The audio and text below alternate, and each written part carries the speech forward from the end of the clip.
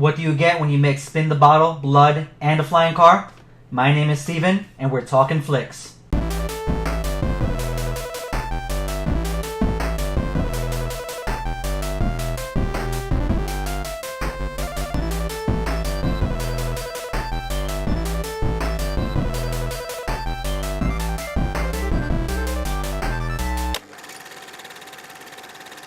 Hey guys, welcome to another episode of Talking Flix. Today, we're talking The Babysitter, a Netflix original.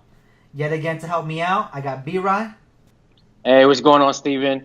The Babysitter, to me, was a good movie. It actually came out on Friday the 13th, which was this past Friday. And the reason why I liked the movie, because it was cheesy, because it had that 1980s type of horror to it. It had 1980s horror, but somehow elevated to another level. And when I read the description of this movie, which all it said was babysitter who turns out to be in a satanic cult, you already knew that it's going to be shit. It was going to be pure shit, and there was no way around that. But it was pure shit in the you're going to love it kind of way. I mean, the good thing about the movie was that it was so cliche.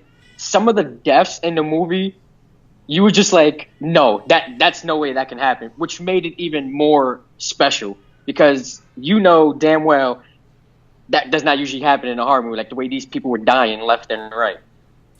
That's it. And if the comedy... We count them off. Well, first off, you had your stereotypical characters.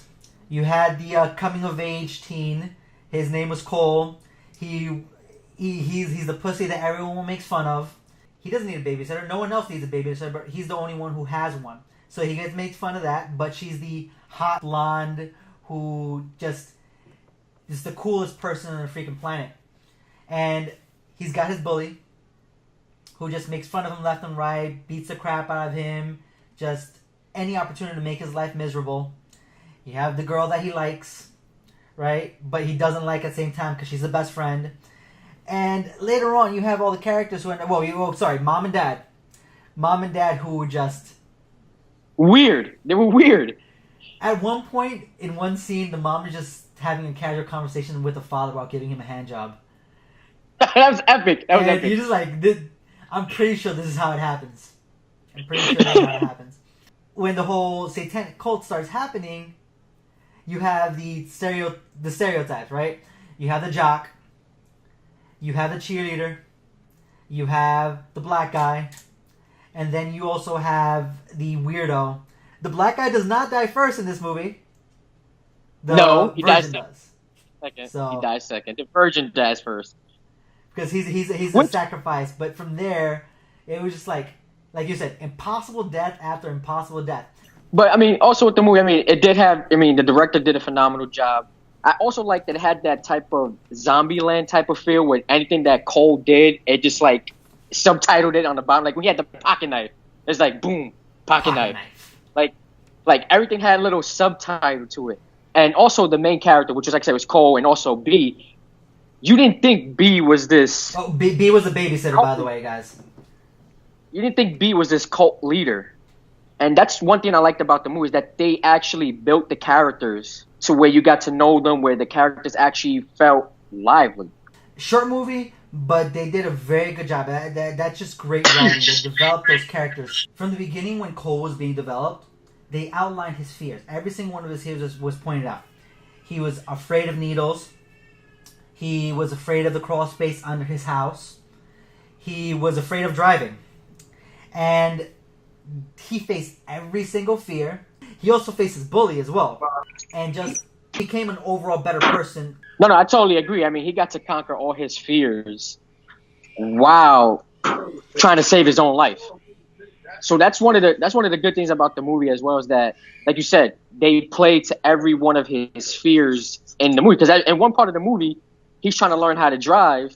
You know, he checks his mirror. He has the seatbelt on. And then when he's getting ready to push the pedal, he's like, all right, Dad, let's try this next week. Because he's scared to drive. Yeah. So I love the fact that they play to all his fears in the movie. Or as he put it, he goes to his mom and goes, Mom, am I a pussy? and all she really cared about was like, wait, do you know what that means? How do you even know that word? And she didn't even get mad at him at that. She got mad at him for using the word retard, like retard. Yeah, and when he walked away, she goes, "Oh my God, he said pussy."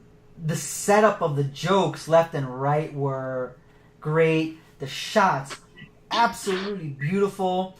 The actors just did an excellent job delivering. And just to go to the actual horror and literally the guts of it, there was so much blood in this movie.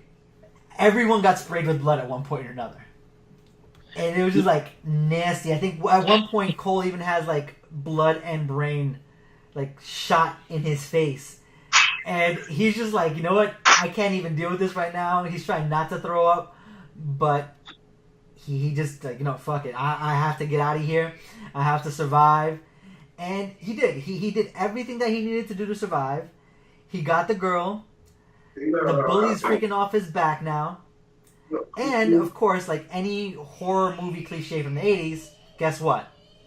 Even though he kills the killer, she's still alive. And you know what? I wouldn't mind seeing a sequel to this. It was funny. It was cheesy. It was gory. And contrary to what I said during Gerald's review, Gerald's game, gore is good sometimes when done properly. The movie's not a full horror movie. It's more of a horror comedy, which I liked. And like you said, it was a lot of gore, but I also loved how they did the special effects in the movie. Because it wasn't all green screen and CGI. It was actual special effects like it was done in the 80s. Like, you know, when the dude gets hung, when the dude, you know, he gets cut in the jugular and all the blood is squirting out. Like, the movie was awesome, and it was the perfect movie for Friday the 13th because you're always looking for that one movie to watch on that particular day, and you're looking for something cheesy or maybe something just to kill time. And as I stated, you know, I don't know if I stated this before, but I actually recommended this movie to you after me watching it, you know, myself watching it. Yeah. And you were and like you said in the beginning, you were skeptical about it because I was skeptical just on the title itself. It was called The Babysitter. And the first thing I said was, this is a 1980s horror movie set in 2017, and that's exactly what it was. And it delivered. It was amazing. I mean, I totally agree. It was amazing. And like you said, the ending left us with a cliffhanger, actually left us with a possible sequel, which I'm hoping they do a sequel. Yeah. And I hope when they do a sequel, they don't fuck it up. Netflix did deliver this time. You know, this is, like I said, this is the second movie that you and I review, which was actually pretty good. Like I said, the ending just left me hungry for more. Not for the fact that it scared me, just for the fact that just the way the movie was shot, the way it was written, the way it was directed, just left me hungry for more. If I have to give this review, you know, a number between 1 to 10, I would definitely give it a 7. And the only reason why I give it a 7 is because, like I said, it's cheesy. It's not something, you know, it's not something that you'll definitely watch unless you're recommended to watch it. Like, you're just like, oh, The Babysitter. You know what? Let me just keep going. But, I mean, as far as giving it a 7 for a horror comedy, I think that's a really good number for a movie. And unlike Gerald's Game, this actually had a pretty decent ending. It wasn't a psychological thriller. I think that there's different levels for horror movies. And when it comes to a horror movie in which people are actually getting killed and people are dying and all those things, there's going to be a different expectation. And if people, as long as there's some kind of sense everything is resolved, in one of these type of horror movies and horror comedies and regular straight horror and gore movies, it's, you know, it's good, it's passing.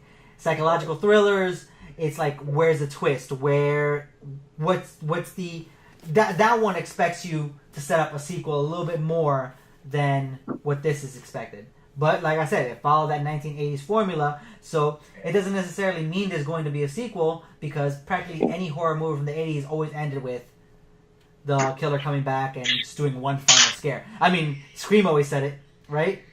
The killer always comes back for one final scare. Alright, guys? So, you got it from me and VxWeRY. We both absolutely love this movie. If you haven't watched it already, by the time you're watching this video, just do yourself a favor. You got nothing to watch tonight, go watch The Babysitter. You'll laugh your ass off. You'll see blood and guts everywhere. But you'll have a great time. Be on the lookout for the announcers table. Like I said, we'll be releasing videos every week discussing the week in wrestling. Guys, Babysitter, go check it out. Until the next one.